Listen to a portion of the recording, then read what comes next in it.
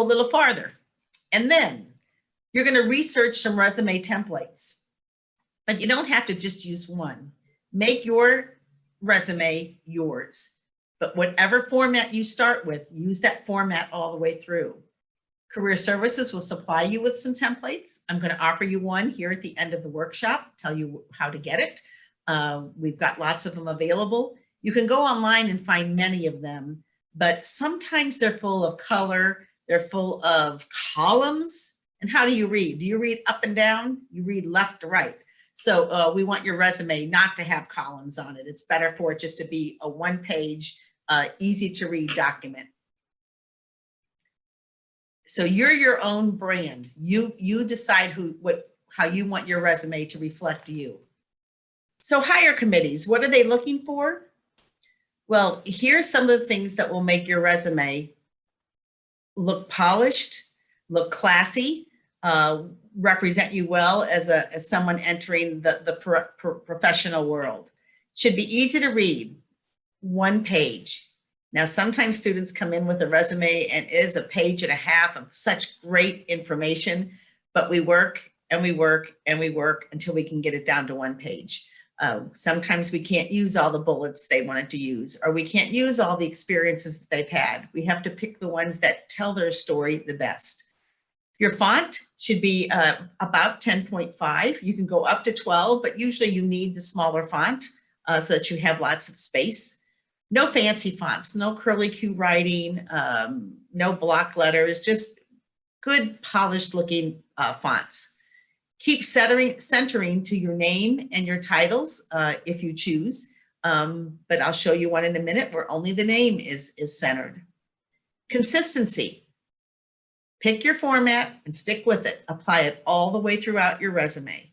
Narrow your focus. You don't have to use all the sections and experiences from a master resume. Pick and choose what tells your story the best. You only need to include descriptions for those most relevant experiences, the ones that you really want the recruiter or the employer to focus in on. Let's look at a sample resume. Okay, this is the top part of a resume template. I like this one a lot because I think it's simple, it's clean, it's polished looking.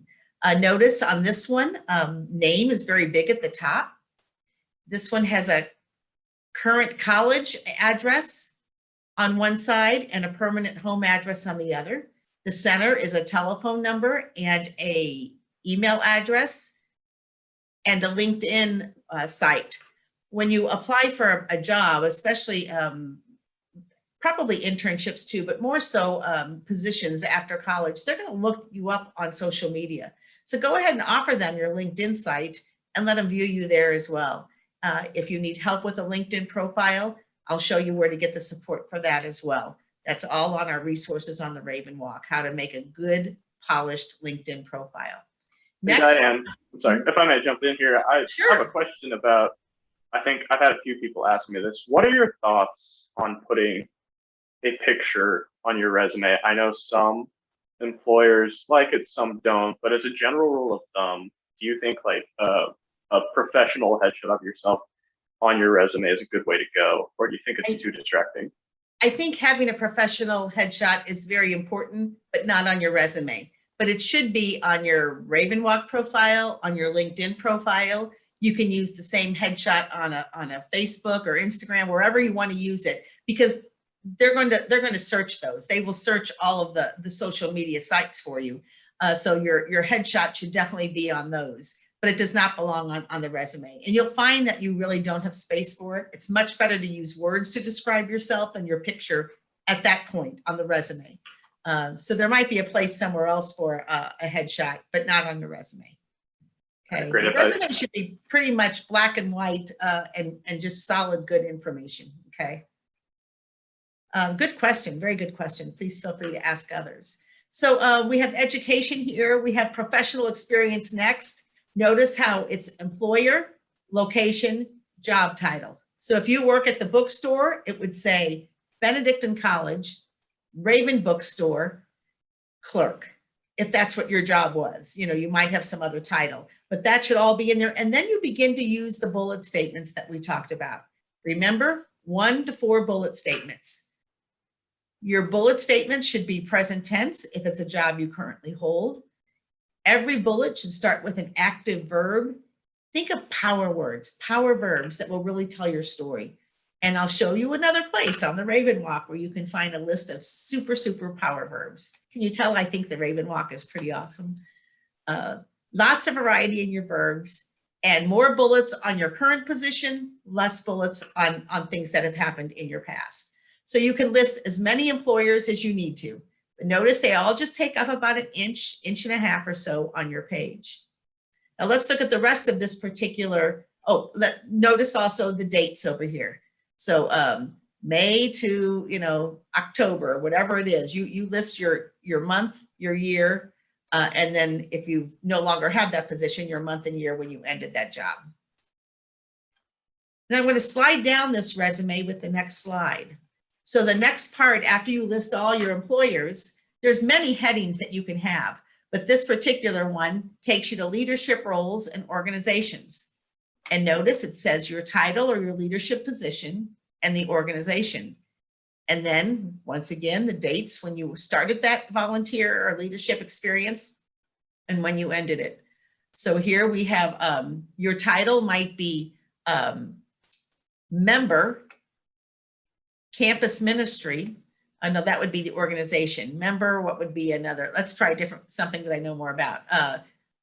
Member, clubs, chairperson, Student Government Association at Benedictine College. And then when you started it. I'm not familiar enough with everything to give great examples there, but I hope you get the gist of it there. So your title or your position and the organization, and then when you did those things. If some of them you were, if you were a president of something or, you were an officer, maybe you were a resident hall assistant, you obviously are going to want to put a few bullets there that show the extent of that position and some of the tasks that you had to fulfill. Once again, you'll choose those power verbs. Another section might be awards, honors, and activities. And here are a few examples here. Maybe you were a member of Enactus, which is a business organization. Maybe you were on the Dean's List all semesters. Maybe you were a volunteer, Ravens Respect Life, whatever it might be, you're going to list all those. High school activities only if they're still relevant, especially if you're a freshman. And there might be some other items here. This is the last thing they will see. You can make it fun and memorable if you want. Sometimes kids get a little witty and they put something there about, their passion for whitewater rafting or whatever it might be.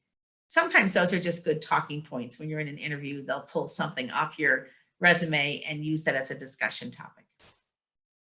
I'm going to bounce back to the previous. So if you kind of put those together, you can see how professional experience, leadership roles and organizations, awards, honors, and activities. Look at this. There's still lots of room on this page. So this could now become, you might want to put in volunteer experiences or perhaps relevant coursework, skills. Some students like to make sure that recruiters know what special courses they took or what special certifications they hold in their field. There would be room on here to do those kinds of things.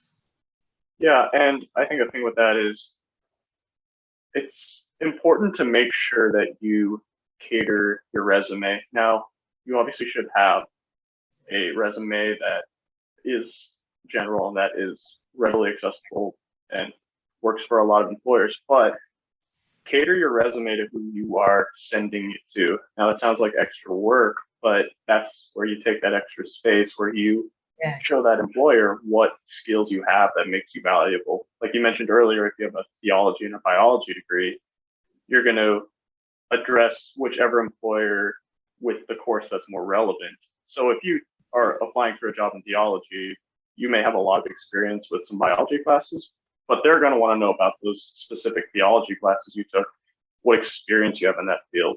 So it's important to make sure that you cater to whoever it is that you are going to work for. Great wisdom. That's exactly right.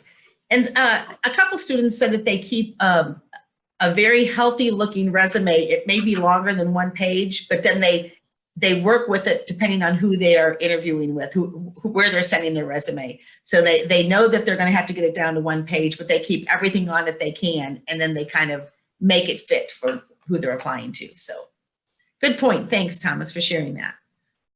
So we want your resume to shine. Some things to avoid, just really look at it when you're finished. Try not to have wasted space. Fill across the page. If you've got a big chunk at the bottom that you don't know what to put there, kind of make your top margin a little bit longer so that the resume is kind of centered on the page. Do not put references available upon request. Don't put references on your resume. Have those ready. They should be typed up. You should contact those you want to ask to be your reference for you. Have those ready to go, but wait until you're asked for them.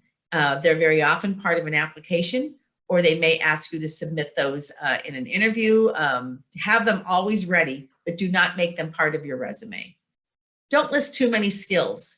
If you've got skills to share, make those come out in your experiences. If you want to share how well you problem solve, don't put skill problem solving. Instead, make that be a bullet statement wherever you practice problem solving, in whatever job experience, volunteer experience, leadership position, show it there. Make sure those bullets showcase many of those types of skills. Try not to repeat the same action verbs. I assisted, I assisted, I assisted. No, we just use assist one time. Try and show your unique accomplishments rather than your job duties. Here's a perfect example right here on this bullet. Let's say that on your resume, you worked for student government and you ran the social media pages. And you ran social media pages. Great, nice skills there if he can do that. But what if you said this? Introduce the Instagram presence, which gained 1,000 followers during my 12-week internship. Wow, that's a whole lot more telling. That tells your story. That tells that you really did figure out how to run social media pages on Instagram. So just look for ways that you can use your power words, power examples to make a recruiter, an employer say, this person has perseverance, this person is willing to learn, this person works well with others. Let them pull all those things out of what you put on your resume.